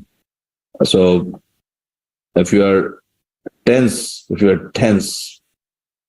our assessment of Anexas by PMI is very, very high. They have considered as one of the top 2 percentile. We like if this was a score, and we belong to like top 2 percentile. The percentile means if there are 200 institutes, if you divide them into 100 tiles, so we are in the top 2 percentile, around top 4 institutes in the world, which we are already proud to tell you that. We are all PMI approved instructors, and of course, if you are joining PMP course, you will be joining with me. And we have got the seal, etc., official seal of PMI. And just to tell you that you would be able to pass the PMP examination for sure in first attempt. So the first is study the PMI developed and approved content, which we will be giving you. We'll be providing it to you. That's it. Nothing else. Solve the cloned questions of PMI, which we will be giving it to you. And write our 2 mock exams. In fact, we'll be giving you 10 mock exams. You can choose any 2 at random. That's good enough. And if you want more, you can, of course, go ahead with that. And we guarantee, or we should not use the word guarantee, to be very honest. Yeah, but we will tell you that your probability of success would be very, very high. Officially, we can't say guarantee. We can't use the word guarantee, but as per PMI. So we can tell you that the probability of success is very high. That I can assure you. And a lot of people have attended. If you follow me on LinkedIn, you can follow me on LinkedIn, and you can connect with me as well. And you will find every second or third day or fourth day, I'll post something, some relevant material. Plus, sometimes people publish their own PMI certificates received from PMI and PMP certificates, and they give a lot of credentials to us. So every third or fourth day, we keep seeing 1 or 2 our students getting certified from PMI as PMP, and we have got more than thousands of students. We have lost the count. Actually, last time we counted was 1,733 students. I am sure numbers have increased by now. So thousands of students have got trained, and they have got the certificate as well. So join us. On that note, I would like to invite you to attend my project management training. And if you are interested, just click on this link, which is given here. Plus, I will leave you with some of the videos. So some of the videos, if you can show Naveen, how long it takes. Okay, let me answer this question. How long does it take?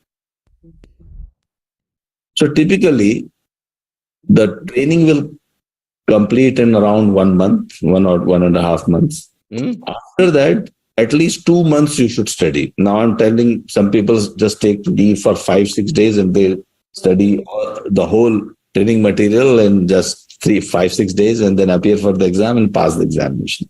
Yeah. In general, I'm talking about most of the cases. They generally take 2 to 3 months to study. Whatever we teach in classroom, you have to study also. Just a self-study. Self-study is important. And we guide you that time as well. Once you complete that, After that, you appear for the exam and you will pass. So this is what is the project roadmap. Another thing is one more tip which we give in when you attend our session. We also tell you how to visualize your success and what are the some of the tricks or tips which we share in our normal training sessions, which will make you pass the examination with very, very high probability. Now, we can't assign a number, but it's definitely above 90%, 95%. So our success rate is very, very high. And any other questions you have?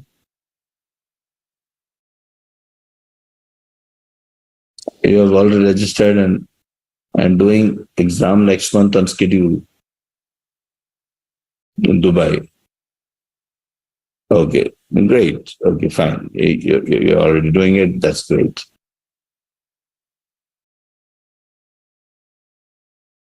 Okay, so you're already appearing for the PMP examination in July. That's great.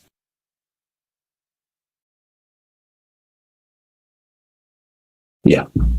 Okay, any other questions you have?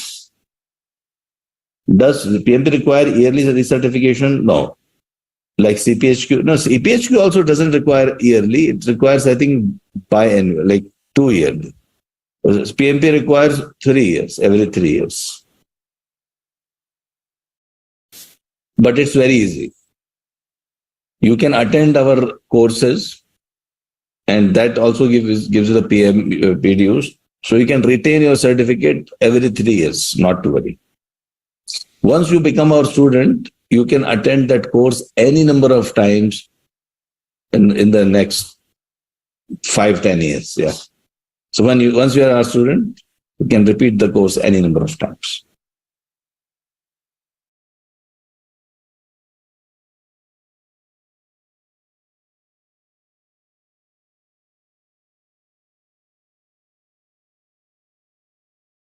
Yeah. Any other questions you have? I'll be happy to answer. We'll show you the dates also. These are the dates. We are starting the next weekend batch on October 28 and next weekday batch on November 29. Yeah. So Mohammed is asking, after a complete PMP, should I renew it? So not yearly. It is every 3 years, and here also we'll help you. As I said, we'll help you. We'll help you to. You just attend the sessions, and it's all free for you for life. You can attend our sessions any number of times. Once you join us, you can attend our sessions any number of times, and that will, that will give you the PDUs, and you can renew very easily. You don't have to write the exam. Yeah, and any other questions? Shanti Bhushan, I think your questions are answered.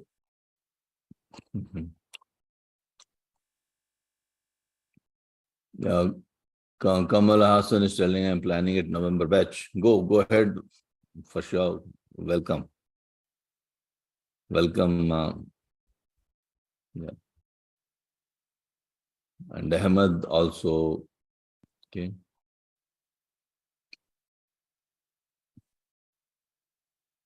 Ahmed is telling that he's attended our training and successfully cracked the PMP. Oh, Ahmed, you would like to speak a few words? You'd like to speak a few words? I can put you on the panel. And if you want to speak some few words, I'll be happy to, you can come on the panel and just say, share your experience with us. And thanks for joining. And you'll get the 60 PDOs, don't worry. We'll be happy to give you the 60 PDOs. And Abhijit is telling, yeah, can you put Ahmed on panel?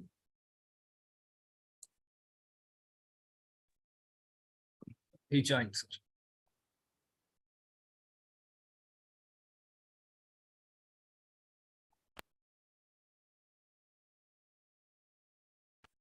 Yeah. Yeah, Ahmed, yes, please go. Yeah.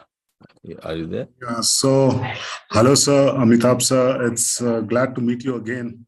It has Oh, been a marvelous journey with you. thank you. Thank you. You would not So, remember, although, but I remember you like anything.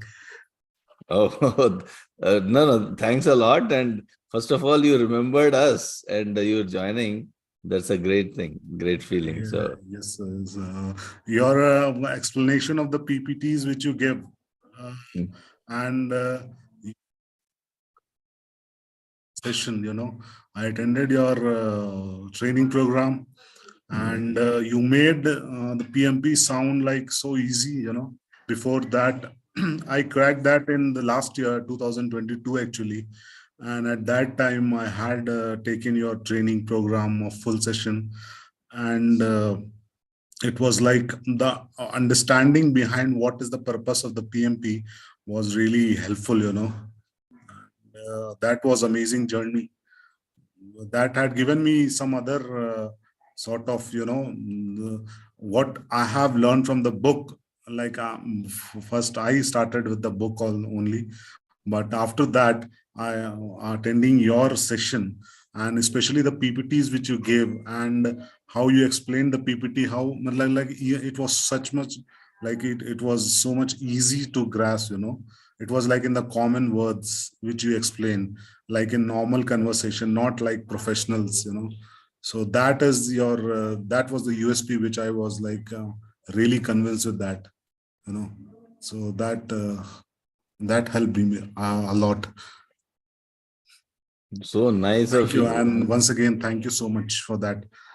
Yeah. Yeah, so nice of you for, I say, coming out and speaking to us. So great, great. Ahmed, the Shakib, and where are you located right now?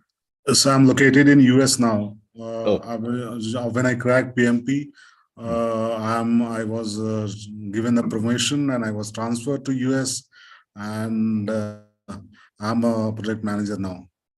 Wow. It's a classic So success yeah, story. like it was like awesome. Within a year, I was like on the clouds. No, that's a classic success story. In fact, you have given a very nice, uh, a good material for us also to tell about your success story to others. So, wow, wow, wow. Yes, sir. Yes, I was in L&T previously, and Mhm. after that, like I wanted to do PMP. I was in Middle East, and I contacted your sessions, and it was awesome.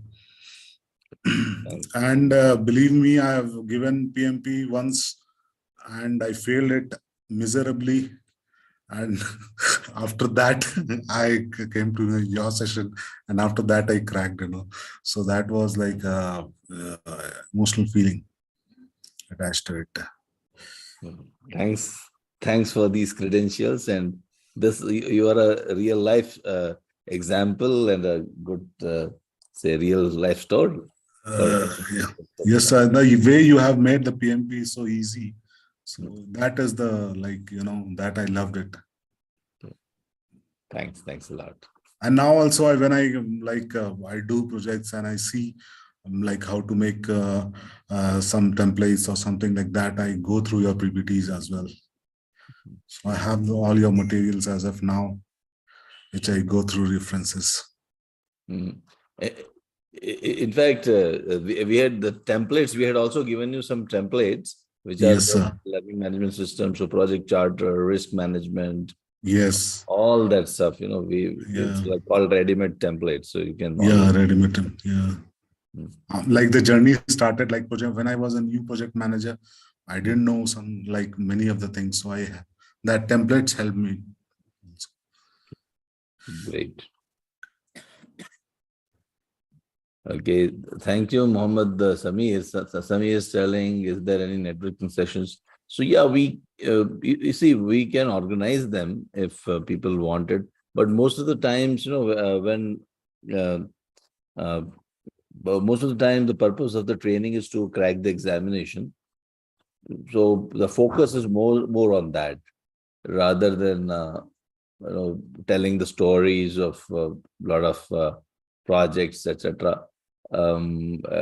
You'll find me also talking in like we'll take generally one or two examples. One is the adaptive and one is predictive. So two projects which just take you through the whole session. We apply all the tools and techniques, whatever we are learning, to those two projects so that you can understand the essence of it. And the purpose is to make the PMP very easy, means unnecessarily, because people hear a lot of stories, it's very difficult and it's going to be tough and the questions are difficult. If you don't understand the essence of project management, then every question will be difficult and all answers might be looking correct. But if you know the real essence of it, it's very easy.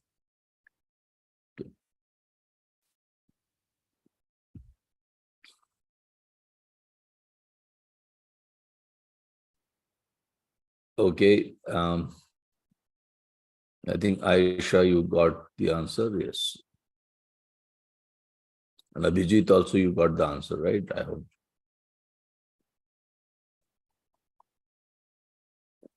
Okay. Okay, great. Okay. Okay. Here I did not talk much about Agile. There's another training which I have.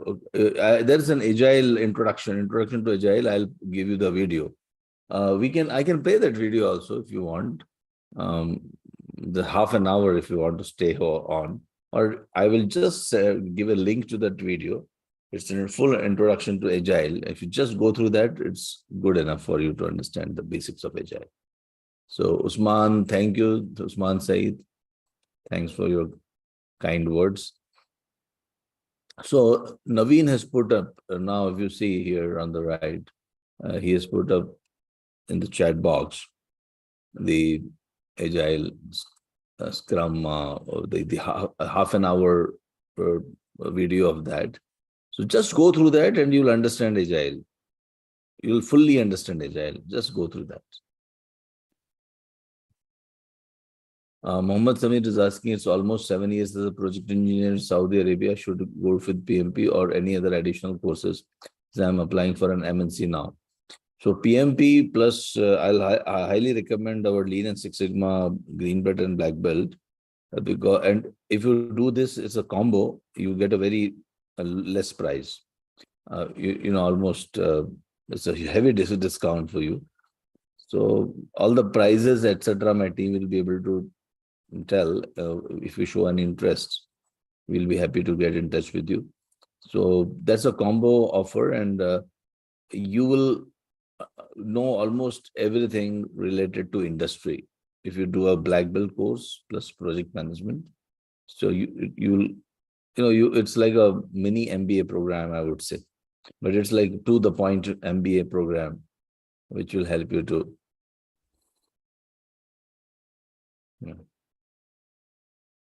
which will help you to progress further.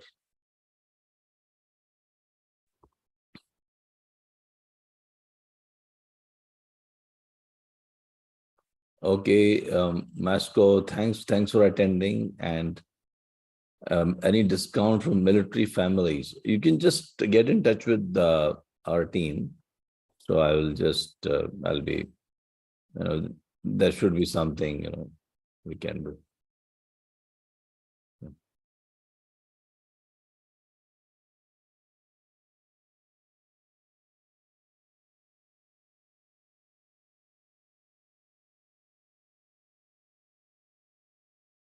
Yeah, Mr. Ahmed, you're connected to me on LinkedIn, right?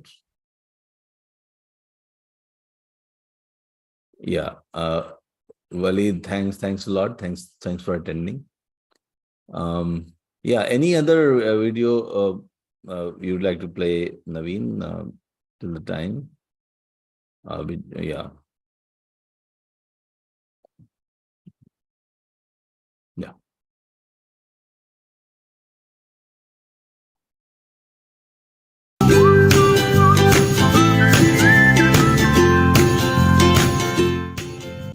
Tip number 1, Instead of studying too many books, study selectively using Pareto's 80-20 principle. Make sure you get the best guidance before you appear for the exam on what to study.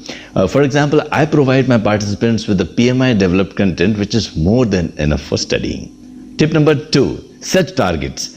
Try to appear for the exam within 2 to 3 months of completing the 35 contact hours training. Don't start preparing without any target. Keep a goal and work towards it every day. Total of another 25 hours to 35 hours on chosen topic after your 35 hours of contact training is good enough. Tip number 3, in the training program, ask a lot of questions. The implementation of PMP training is quite different in theory and practical. Understand the concept from a practical implementation point of view. Tip number 4, take online PMP mock exams. They aim to replicate the exam environment so you become comfortable with the timing and the pressure. Tip number 5, participate in discussions and study groups. Teaching makes you a better learner. Discuss the concepts and clarify your queries as you get them. Anexas PMP trainings incorporate all of these tips. We give you the PMI developed content as we are an authorized ATP. Just study that. Appear for mock exams and join our study groups for free after completing your trainings with us. Our classes are interactive and I will answer all your questions giving relevant examples. We even do 2 virtual projects, so join us today. If you are not doing project management training with me, then you are missing out on something.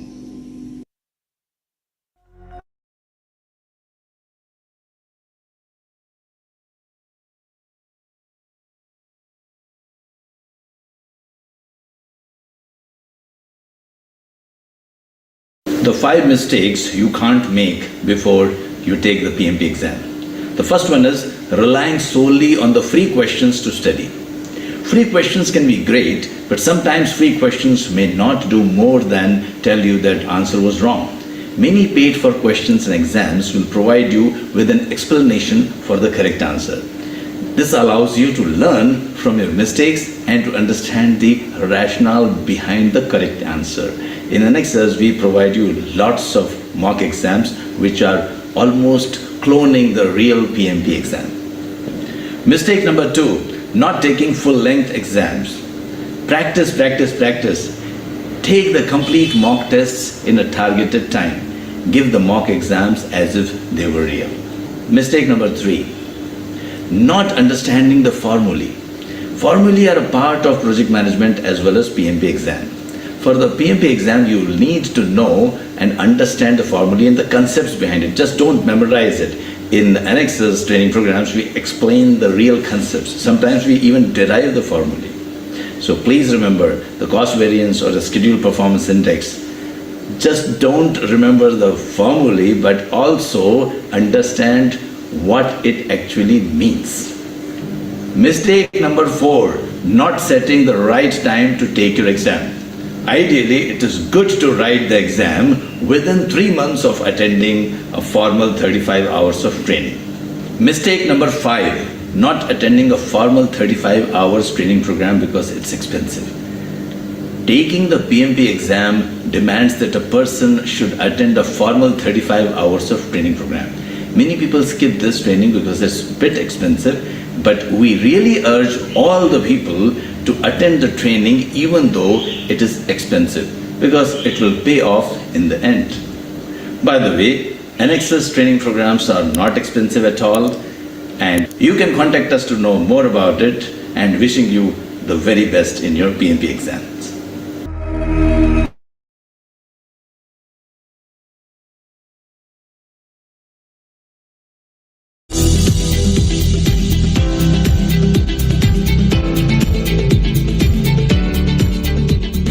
If your actions inspire others to dream more, learn more, do more and become more, then you are on the path to becoming a great leader. In this generation where technology has become so advanced that it is available to everyone, the only competitive edge a company can get is by improving its leadership. How important a good leader is can be explained using the examples of many companies that rose to skyrocketing heights because they had great leaders. According to Forbes, companies like General Electric, Procter & Gamble, Intel, Siemens, Coca-Cola, McDonald's, ABB, Microsoft, Walmart, etc. are good examples of companies for great leadership. Now the question arises, how does leadership influence organizational culture? I'm sure all of you have asked this question to yourself at least once. Just how a parent shapes the characteristics of a child, or just how a teacher builds the foundation for her students. A good leader sets the benchmark for the company and its people. With good leadership, a company can grow and achieve its goals, at the same time create a healthy environment for its employees, thereby improving employee efficiency. A team can grow only up to the level of its leader. It cannot go beyond it. So the level of the leader decides the performance of the team. We now know that leadership is important. So how do we inculcate good leadership practices? Let me tell you about John Maxwell's 5 levels of leadership. The first level is position. This is the lowest level of leadership. As one can say, it's the entry level of the leadership. The position is the only level that requires no effort to achieve. One can simply be appointed at a leadership position. Now, there is nothing wrong with having the leadership position. However, relying only on this position to get people to follow you will not take you far. Position does not directly result in influence. You should use this level as a place to invest in your growth as a leader. This time can be used to learn to lead yourself through priorities and self-discipline. Level 2 is permission, which is based on relationships. Here the people choose to follow you because they want to and not simply because they have to. In simple terms, at this level, people give you the permission to lead them. If you want to grow at this level, you will need to learn to know the people you are leading and connect with them. If you treat your people as individuals who have their own values and beliefs, you begin to develop a positive relationship with them. Trust grows, mutual respect increases, and the work environment becomes positive and happy to work in. This is the level where solid, lasting relationships are built that create the foundation for the next level. Level 3 is production. In life, there will be times when people hit rock bottom and they feel there is no way out. This is when true leadership comes to rescue. Great leaders know how to motivate people. Getting things done is what level 3 is all about. To build influence and credibility, results must be visible. If you want people to follow you, not only because of your relationship with them, but also because of your credibility, then you must give them something to prove your worth. This is the level where leaders can become change agents. The more output you give, the more you'll be able to tackle tough problems. Work becomes fun as everyone is moving together and the team rises to another level of effectiveness. Level 4 is people development. To sum up level 4 in one word, it can be called the reproduction level. A great leader is not someone who rises on the top alone. A great leader is someone who produces more great leaders. Your goal at this level is to identify and develop as many leaders as you can by investing time and effort and helping them grow. When there are more great leaders, the organization will accomplish more. By doing this, you are giving your people another reason to follow you. When they see what you have done for your team members personally, respect, trust, and admiration increases. And level 5 is pinnacle. This is the highest level of leadership, which also makes it most difficult to attain. You simply cannot reach level 5 unless you are willing to invest your life into the lives of others. But if you stick with it, you may find yourself at the pinnacle. Level 5 leaders develop level 5 organizations. They aim to create opportunities that other leaders don't. They create a legacy in what they do. People follow them because of who they are and what they represent. As a result, level 5 leaders often transcend their position and even their organization. One thing you must note here is the goal of John Maxwell's 5 levels of leadership is not to advance from one level to another, but it is to build upon each level. I would like to end with a very famous quote by John Maxwell. Leaders become great not because of their power, but because of their ability to empower others. Stay happy and keep learning.